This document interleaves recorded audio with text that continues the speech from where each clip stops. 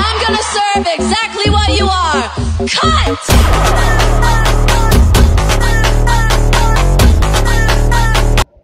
Hello mga Kinetics! Another day, another vlog naman po tayo. Andito po kami ngayon sa mall. Yes po mga Kinetics, kilalang mall po ito dito sa Alabang. Bali po pala kami mga Kinetics, kumakain po kami dito sa mga inasal kasi po matagal na po kaming hindi nakakain po dito.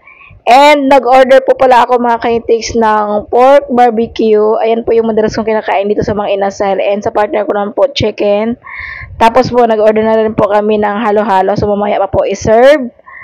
Ito na nga po mga Kinetics, after namin kumain, pumunta kami dito sa Decathlon dahil sinamahan ko po partner ko, bumili po ng gloves. Nakita yung presyo ng mga gloves mga Kinetics, ang mamahal, malapit na mag-1,000.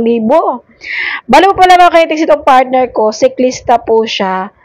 So, mahilig po talaga siya sa mga gamit na pang-bike. Yung mga original na po talaga, yung mga binibili niya.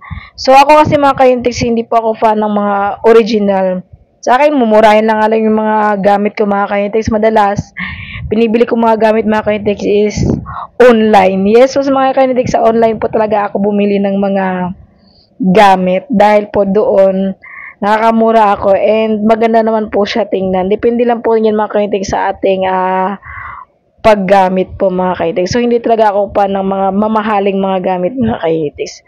Pati nga po mga Kinetics, yung cellphone ko is mura lang din. 12,000 lang din bili noon. Hindi ako naka-iPhone.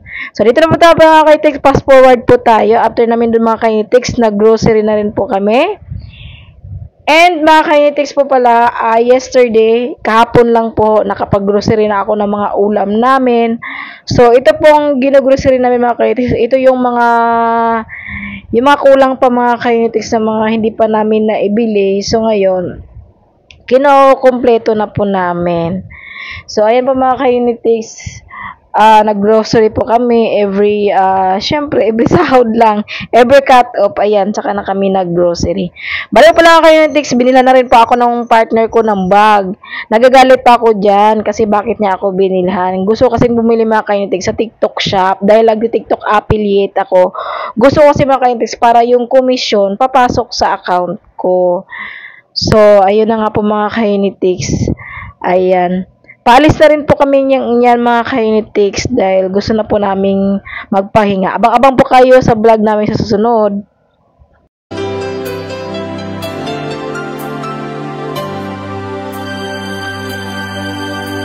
Akala ko di mo kayang magmahal,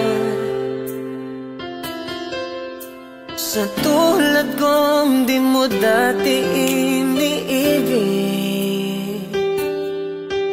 Inalis ko na sa puso at isipan ko ang pag-ibig mo. Di ko akalain mahal mo rin ako. Ngayong nandito ka, puso ko'y sumigla. Makulay ang buhay ko dahil sa pag-ibig mo. Lahat ay nabago.